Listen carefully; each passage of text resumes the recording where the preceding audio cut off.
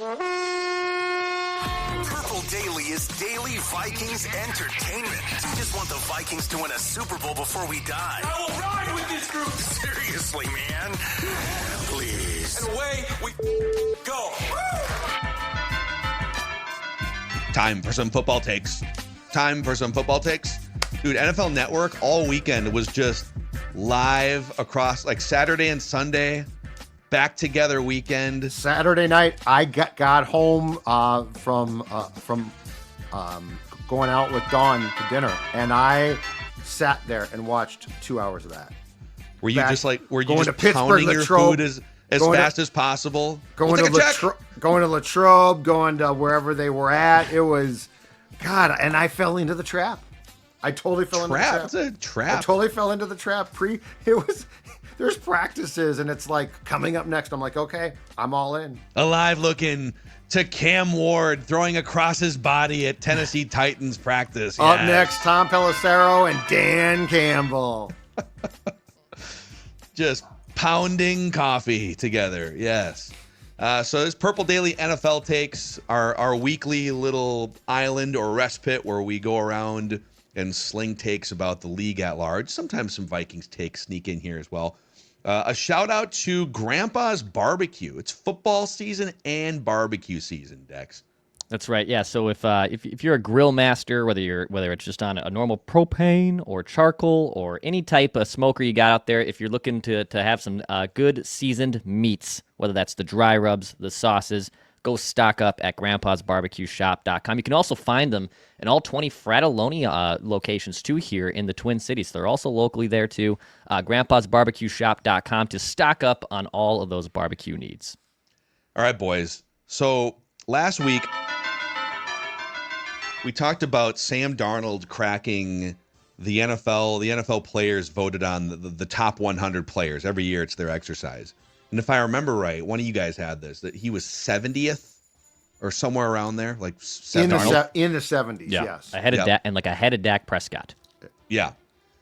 So it turned into a kind of a referendum on Kevin O'Connell and how he should have gotten a percentage of that contract, whatever. But we also had a little side street conversation about who could the next Sam Darnold be? Who could be the guy that jumps up from obscurity and maybe gets a $100 million contract? And so I'd like to present to you, my first take here is, it's not quite that. It's not quite a guy who we're writing off and now he's going to be this fringe MVP candidate. But it's my take is, if there was a quarterback stock market in 2025, you should buy low right now on these quarterback stocks and ride the elevator back up. And I've got 3 of them for you and an honorable mention that we can discuss here as well. Number 1, buy low on Trevor Lawrence. I feel like people have he's got the $55 million contract and it's Jacksonville and they're cycling through coaches. And well, if it didn't work with Doug Peterson, who's been kind of a quarterback whisperer at different points in his career, then yes, what are we doing here? He's a bust, right? Trevor Lawrence has the same career passer rating as Daniel Jones. Mm-hmm. But and Daniel Jones was a top 10 overall pick. Trevor Lawrence was number 1. Trevor Lawrence had a much more high-profile college career with more chatter about his potential. But literally, Trevor Lawrence has an 85 passer rating in the NFL. Daniel Jones, 84.5. Wow. But we still view Trevor Lawrence as this potential diamond in the rough that could emerge. Mm-hmm. He's not even 26 years old yet. Liam Cohen is the new offensive-minded kind of goofy coach that they hired. Yeah. Duval. Which actually concerns me a little bit because I don't see, I mean, I could be totally wrong, but it's not like I say quarterback whisperer for sure. Well, so we'll see. Why do you say that? I just don't know yet. I thought the same thing until last night, kind of going through this exercise. Yeah, I don't know and yet. I'm not crowning him. He does. It feels like a little bit of a stretch higher, but he is a Sean McVay tree guy. Yep. So he spent like 2 different stints with the Rams. He spent like 4 years under the tutelage as a quarterback coach and an offensive coordinator. So with Sean McVay. And he helped Baker Mayfield throw 40 touchdown passes last year with that Tampa Bay Buccaneers offense, because Todd Bowles, defensive-minded head coach, essentially just outsourced offense to Liam Cohen. So there's some things there on his resume that are interesting. And Trevor Lawrence has Brian Thomas Jr. and now Travis Hunter as these young, dynamic wide receiver weapons. So we'll see if he can latch onto those guys. And he's got to stay healthy too. But again, he's not even 26 years old yet. And with it took Sam Darnold until he was 27, 28 to finally figure it out with the right infrastructure. Baker Mayfield was like 27, 28. We attach so much value to the first 2 or 3 years and then label the guy a bust. Why can't Trevor Lawrence, super talented, take a few years, bad organization, find you got some weapons, you got a Sean McVay coaching tree guy? I would buy low on Trevor Lawrence. Yeah, that's I would say, and I know you got some other names here to buy low on, but I was reading this last night from The Athletic on kind of what Liam Cohen can potentially do with Trevor Lawrence, and Lawrence said that he has a ton of confidence of what we're doing, and from a scheme perspective, I have never been in a system like this. I've seen it work with other teams and players, and you can plug and play all these different dudes. And then apparently they like ran this test. The quarterback room took a 100-question pop quiz about the offense in Jacksonville, and on the early report date for camp, and Lawrence easily outpaced the group with 85 correct answers. The test covered concepts, formations, motions, assignments in the run game, protections, criteria. Like, I would hope, by the way, that your QB1 and an heir apparent in Trevor Lawrence probably gets it about 85 out of the 100 questions there. But this is it, man. Like, I've been pretty sour on him. I know he had a ton of hype coming out of college. I got the hype. I can give him the pass for the stupid year that he had in his rookie year there with Urban Meyer. But this is it, dude. Like, you got to come through this year, and Judd could be right. Liam Cohen could be a buffoon. I'm kind of bullish. I'm excited to see what Cohen does with Jacksonville and Trevor Lawrence. You're changing your tune a lot because you've been. I feel like Phil and I have been like, Trevor Lawrence is going to be good, and then we're like, yeah, I don't know about that. We might be wrong. So if you're changing your tune, then that's actually positive. I mean, don't you think, like, at its simplest, it just as a quarterback stock market exercise. He has a career passer rating of 85, which is well below current league average among starters is like 90 or 92, somewhere in there, right? Sure. Isn't it more likely than not that from this point forward through the next 10 years of his career that his passer rating will be higher, if not far higher than 85? I think so. Like that the stock will go up with that metric. It is. I will say this. The failure of the Doug Peterson era in Jacksonville, I think, did sort of chase me off a little bit. Because, I mean, that guy had, and I'm not saying he was the best coach, but he had a track record with quarterbacks that up until then was good. And when you watched Trevor Lawrence play in college, I thought he was generational. Like, I thought he was fantastic. So, but, and on Cohen, I just don't know. But it's like when O'Connell came here, too. It's one thing to work for McVay. It's another to be able to establish your identity as a known quarterback whisperer. But if I'm buying low on Trevor Lawrence, absolutely. Yeah. Okay, 2 more here, and then an honorable mention that might spark a conversation. Drake Maye. I would buy. Now, his stock is lower, not like Trevor Lawrence, where you're waiting for it to come around after 4 years. Yes. He's going into his second year. Obviously super talented. He was the number 3 overall pick, right? Number 3 behind Jaden Daniels and then Caleb Williams. Clown show coaching situation last year in New England. And they recognized it and said, okay, yeah, we got that wrong. We'll move off Gerard Mayo after 1 year. 0 weapons, negative weapons. They just Osborne, who got cut like mid-season, right? Didn't he get like November? Yeah, it didn't work out. But now, okay, and I'm not saying the Patriots have all of a sudden stacked their weapon, but, Stephon Diggs is going to be around. Maybe not the same guy he was a few years ago. Josh McDaniel as an OC has had a lot of success. Josh McDaniels as an OC. And then I would even point to Mike Vrabel's not a quarterback whisperer, but Mike Vrabel is a culture builder. Yeah. And back in, I think it was 2018 or 19, Ryan Tannehill was a few years into his career as a first-round pick. He was further along than Drake Maye is. But he was a change of scenery guy going from Miami over to Tennessee. His first year in the Mike Vrabel and at the time Arthur Smith was the offensive coordinator, culture and infrastructure. Yep. Kind of an untapped talent looking to elevate him. And he winds up making his first Pro Bowl, leading all NFL quarterbacks in yards per attempt and passer rating. So there is evidence in Mike Vrabel's past of elevating a quarterback that maybe wasn't being maximized as a talent at his previous stop. Yep. So Drake Maye is number 2 here. I guarantee you, the Patriots are banking on Vrabel being their Dan Quinn. He's Totally. sort of the Dan Quinn, right? Of guy that comes Culture in, builder and hire the right offensive yes, coordinator. exactly right. And he's a good coach. Like he knows how to coach. So yeah, I think this one is. So if I'm buying stock, I think the stock on Lawrence is probably lower right now because I think the expectations for Maye are actually pretty good. And how much fun once this season is done is it going to be to re-rank again, and we'll continue to do this, the 2024 quarterback draft class. Yeah, I saw some. Was it Simmons? Simmons had a rip on J.J. McCarthy, but I saw a clip over the weekend that was using the logic of, well, usually like a certain percentage of first-round quarterbacks are busts, like at least 50% or 40%, and well, Jaden Daniels is already not a bust, and Drake Maye looks like he's not going to be a bust, and Bo Nix had a good season. So, like, aren't the other guys in danger of being busts based on the math of previous first rounds? Like, yeah, that's actually, like, logically speaking, I see where you're going there, but I don't think you can apply that logic to J.J. McCarthy, who probably could crack this list too as a stock entering the league, likely to go up in 2025. If Caleb Williams busts, that takes care of the whole curve. 100%. Yep. He's the And first Penix. overall pick And without Penix if he sure. does. But I'm just saying Caleb was seen as this, like in a quarterback class that was really, really good. Caleb, as you brought up last week, Phil, was the unquestioned number 1 pick.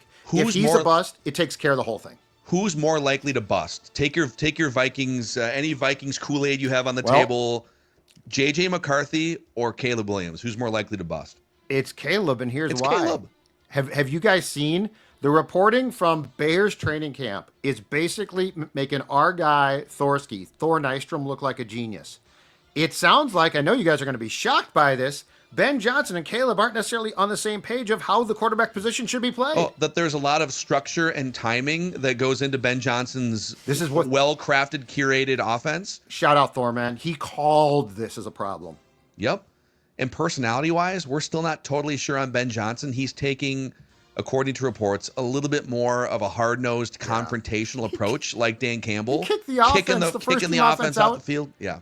Yeah, well, the Bears are trying to go circa 2006 Childress hard ass, right? Yeah. Like, you're lucky to play for this defense, or you're out. I believe the phrase was, it's a privilege to play for this defense. Dennis Allen. Barely a DC. Definitely not a head coach. Historically, there have been times where it is a privilege to play for Chicago Bears defenses. I don't know that we're quite to that level with this one, but amen. And then the third guy on my official list here is a guy that we've talked about from time to time, but it's Bryce Young, who from week 8 until the end of the season, Carolina was a lot more competitive. He had 15 touchdowns to just 6 interceptions over that stretch. He was 13th in PFF grade over that stretch, number 2 in big-time throw percentage, and 8th in average depth of throw. So he didn't put up those numbers by just playing it safe and riding the yards after the catch. They didn't have great weapons. They were making a concerted effort to be aggressive and throw the ball down the field off play action. So Bryce Young, this is a big year for him, because if he does revert back to the benchable Bryce Young, then he's not going to be starting. Maybe he's a candidate then to enter quarterback rehab school in 2026. But it would put a significant dent in his stock. I'm not sure people paid enough attention, nor should they have, to the Carolina Panthers in the second half of the season. So I'm putting Bryce Young. By the way, fourth on this list, honorable mention. How about Patrick Mahomes? If you're buying quarterback stock and you're getting Rashee Rice might face a suspension for some period, but he'll be back for a portion of the season. I mean, they were like pulling dudes off the waiver wire to catch passes at the end of the year last year. And if we just went off like passer rating, which I know is not the perfect metric, stock up or down from the 93.5 passer rating he had last year and the 92.5 rating from 2 years. Doesn't it feel like Patrick Mahomes and that offense, another summer in the lab, take the pressure of a three-peat off the table? They got smoked in the Super Bowl, so the pressure kind of comes down. You got people like me picking the Chargers to maybe win that division. Doesn't it kind of feel like he's due for a 40-touchdown, 100 passer rating, like classic Patrick Mahomes output if you're buying stock? Yes. So if I'm buying stock, do I get the best deal on Bryce Young or Trevor Lawrence? Best deal, like the cheapest, I want to buy the current lowest stock. Yes, I want to buy the cheapest, lowest stock and Bryce Young is the current lowest stock, okay, right? And then Lawrence after that. Yeah, Bryce Young is like crypto 5 years ago. Okay, because Maye would not be. I feel like I wouldn't get the return on Maye might be fantastic, but I feel like the price point of the buy would not be super low. And Mahomes would still be the highest of these four stocks, even with some quote unquote down numbers. I think you could have a huge year. Absolutely. Okay. So there's the quarterback stock market. Next, Sam Darnold. Who will it be? There's the flip side of this list, and maybe you could put that together for next week. The quarterback stock market. Who would you be selling? You're just trying to get me to bash poor Sammy, slinging. We could call it the Sam Darnold market, and you take him off the list. You know I'm a big Sam fan. All right, who wants the next? Dex has it. The next take here, Dex. Yeah, I would just say another name to watch there in the quarterback success rate, maybe buying, would be Dak Prescott. So again, a guy that fell off a little bit last year. Now you're bringing in some new things. You know, I know we had a long conversation about Steven Ruiz and his quarterback rankings. Dak finished 9th in his quarterback rankings behind Geno Smith, which okay. Jordan Love, Matt Stafford, Joe Burrow, and then we're entering, actually Herbert's as high as 4, which what are we doing? But if I were to say, would Dak Prescott rise from 9 and enter the top 7-6 conversation of best quarterbacks in 2025? I'd also buy that stock too in Dak Prescott. Well, he not that long ago in 2023 was second in MVP voting and led the league with 36 touchdown passes, 4,500 yards in a 12-win season. That's how fast life comes at you in the NFL, where an injury and then a coach situation later, and boom, now you're sitting here and the Cowboys are a much lower stock. By the way, Jerry Jones, just a quick Cowboys aside since Dex brought up their quarterback.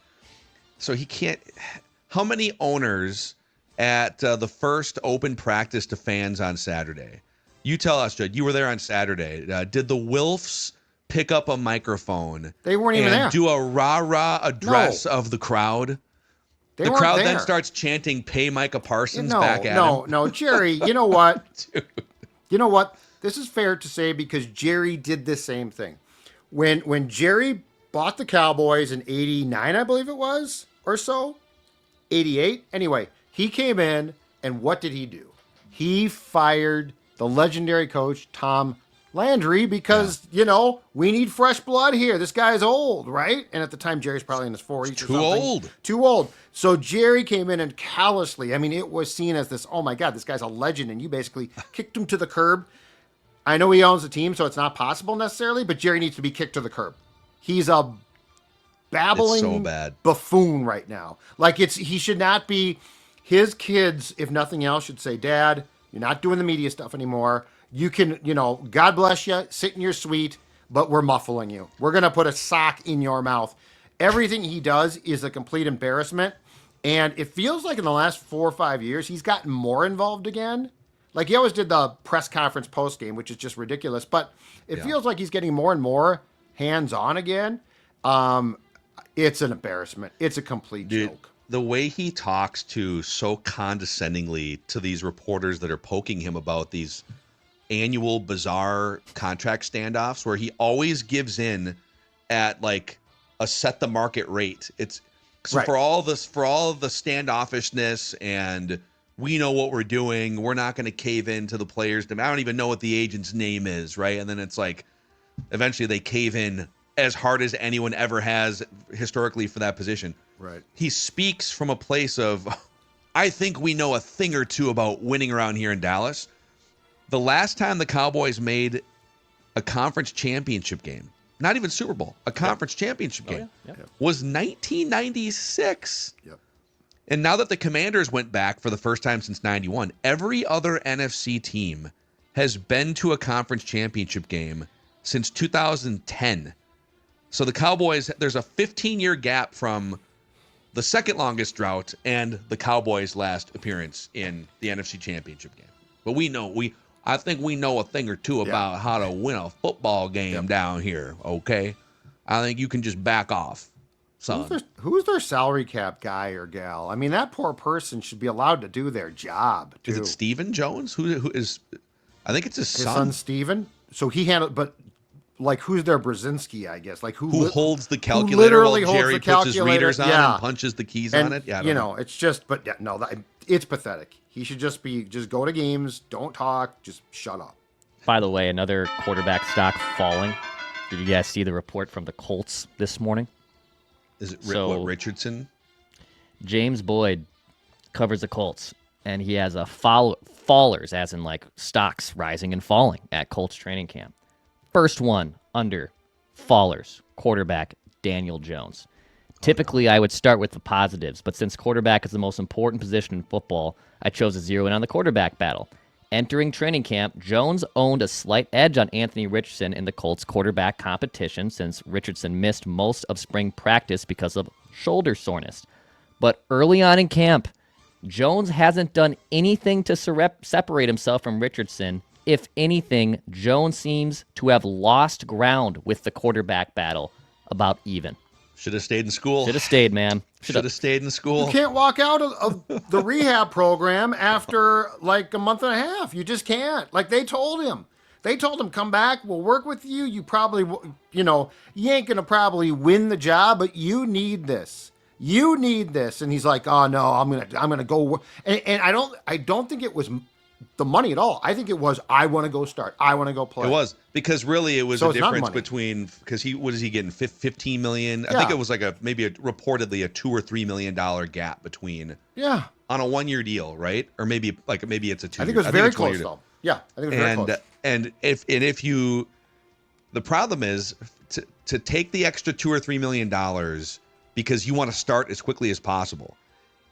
Now you're putting your career on the line, right? And because people already have kind of written you off, and there are second chances. Baker Mayfield, Sam Darnold, right? But if it doesn't work now, boom, when's your next shot to become a starter, right?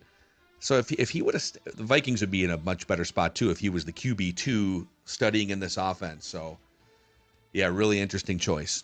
Really interesting choice. Career backup now. Like if this does not work, he's a career backup. And that's it. And the Vikings, by the way, are not taking him back. So that's it. You walked out of the program. You reject QB rehab school. You walked out of the program. We don't got time for you. This is a professional. Right. We move along quickly. So, yeah, ridiculous on his part. Ridiculous. Okay, my take is this. I am becoming concerned, and I know he's been to a Super Bowl, okay? And I know his offensive weapons are pretty good. I'm becoming concerned, though, that one of the best quarterbacks in the National Football League is going to be wasted, and that is Joe Burrow.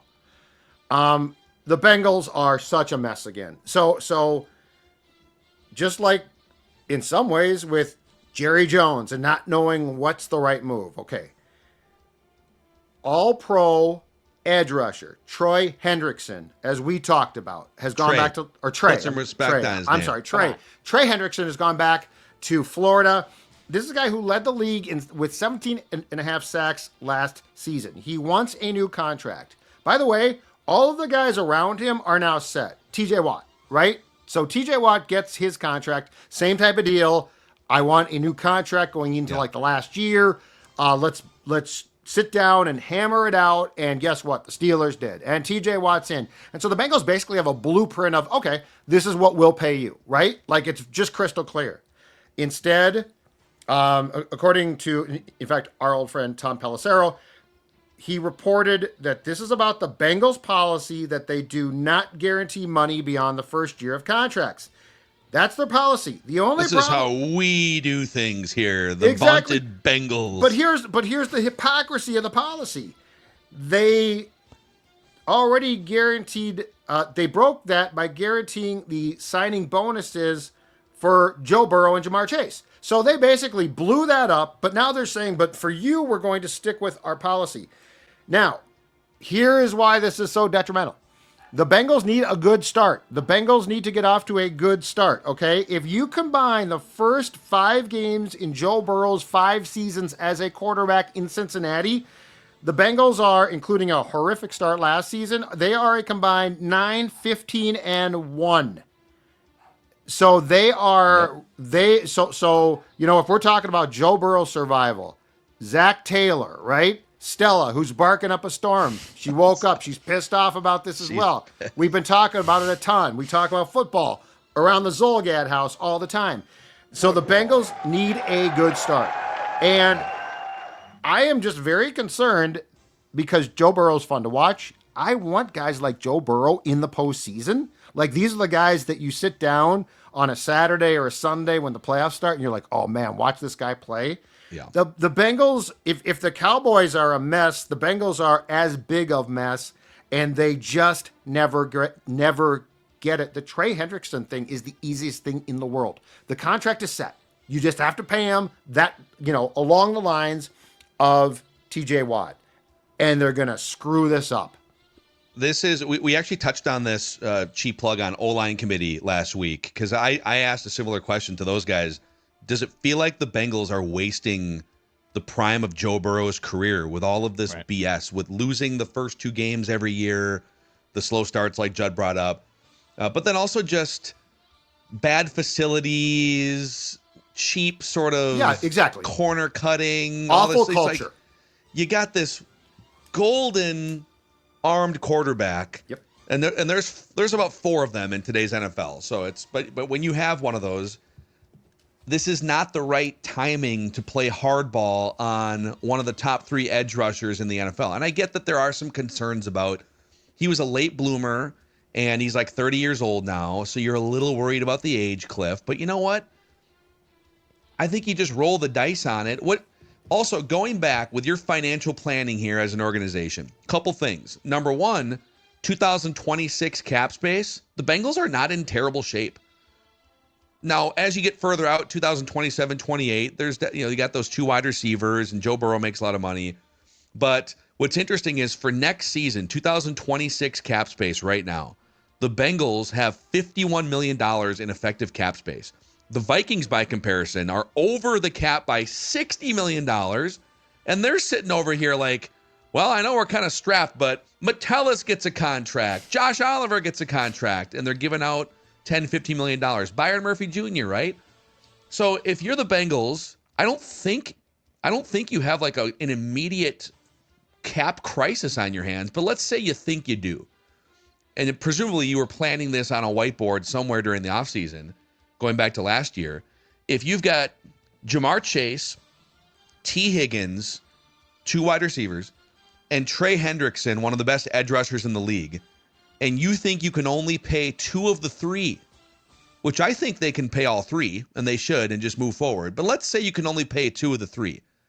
In advance, would you pick the 2 receivers and kick Trey Hendrickson to the curb and piss him off, one of the worst defenses in the league?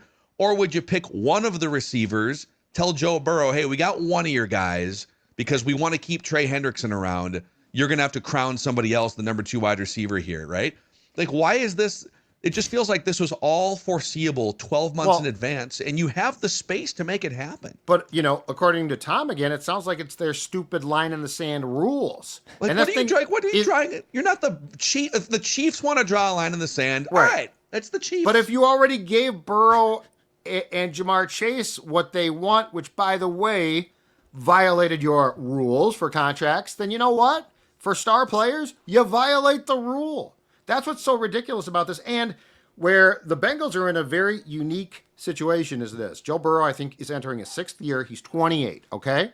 So it's go time. Like, there's no time for your defense to suck right now. This is not, well, he's 22 years old. You know, J.J. McCarthy, he's 22. Plenty more bites at that apple. Joe Burrow is in the teeth of the prime of his career, and you're pissing it away. Yeah, the whole thing, you know, I mean, the poor owner is, I think Mike Brown is, I think he's like 90 now. And it's just, sometimes these stubborn, rich, billionaire-ish guys, the Jerry Jones, the Mike Browns, they've built their success and their worth up to a certain point, and there's a lot of ego involved. And there's really no one at that point that can come in and tell them, no, this is what needs to happen, because ultimately they get the final say. And the culture there is terrible. And Burrow is signed through 2029 too. So he ain't escaping.